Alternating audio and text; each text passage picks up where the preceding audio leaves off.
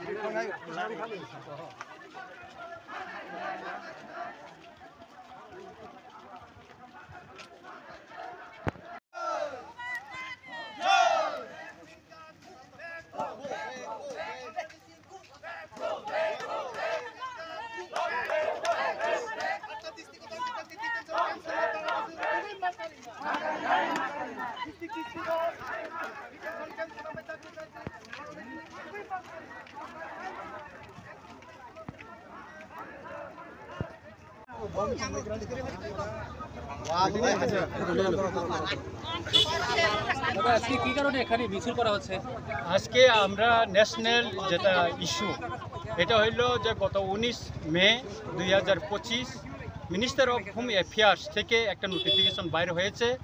তাতে লেখা আছে যে ভারতবর্ষে কোথাও যদি ইলিগাল মাইগ্রেন্ট বা অবৈধ বেআইনি অনুপ্রবেশকারী বাংলাদেশে এবং রোহিঙ্গারা যদি বসবাস করে তাদেরকে ডিটেক্ট করে তাকে ডিপোর্ট করার জন্য এখানে স্পষ্ট লেখা আছে। শুধু তাই না, যে প্রতিটি ডিস্ট্রিক্টে ডিটেনশন ক্যাম্প এবং স্পেশাল টাস্ক ফোর্স গঠন করার জন্য উল্লেখ আছে। তাই আমরা ওই যে নোটিফিকেশনের মতে গাইডলাইন মতে তাড়াতাড়ি ত্রিপুরায় কার্যকরী করার জন্য আমরা আজকে এই মিছিল করতে যাচ্ছি। শুধু তাই না, আমরা আজকে আমাদের ভারতের প্রধানমন্ত্রী মাননীয় নরেন্দ্র মোদীজিকে আমরা আজকে ধন্যবাদ দিতে চাই এবং আমাদের স্বরাষ্ট্রমন্ত্রী অমিত শাহজিকে আমরা ধন্যবাদ দিতে চাই এবং মহারাজা প্রদ্যোৎ কিশোরকে আমরা ধন্যবাদ দিতে চাই।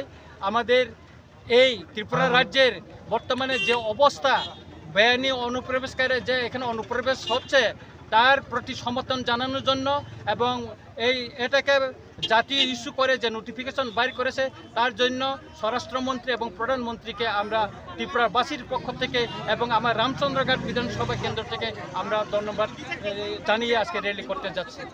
তাই আজকে আমরা কোনো পার্টির ফ্ল্যাগ এখানে অবস্থান করছি না, আমরা কোনো পার্টির ফ্ল্যাগ এখানে বহন করছি না। আমাদের জাতীয় ফ্ল্যাগ নিয়ে আমরা আজকে মিছিল করতে যাচ্ছি। আমরা ফ্ল্যাগ নিয়ে আমরা এখানে আজকে মিছিল করতে যাচ্ছি। আমাদের ব্যানারেও আমরা কোনো পার্টির এখানে আমরা লাগাইনি। আমাদের মাননীয় প্রধানমন্ত্রী, আমাদের মাননীয় স্বরাষ্ট্রমন্ত্রী, আমাদের ভূভাগের সবই লাগে আমরা এখানে মিছিল করতে যাচ্ছি। মিছিলটা কোথা থেকে কোথায় যাবে? এখানে শরৎ চৌধুরী পাড়া, এটা বাইজালবাড়ি আন্দারে সনখলার শরৎ চৌধুরী পাড়া থেকে বাইজালবাড়ি পর্যন্ত আমরা র্যালি করব এবং সেখানে গিয়ে সংক্ষিপ্ত আমরা ওইখানে একটা সভা করবো আর কি। ধন্যবাদ।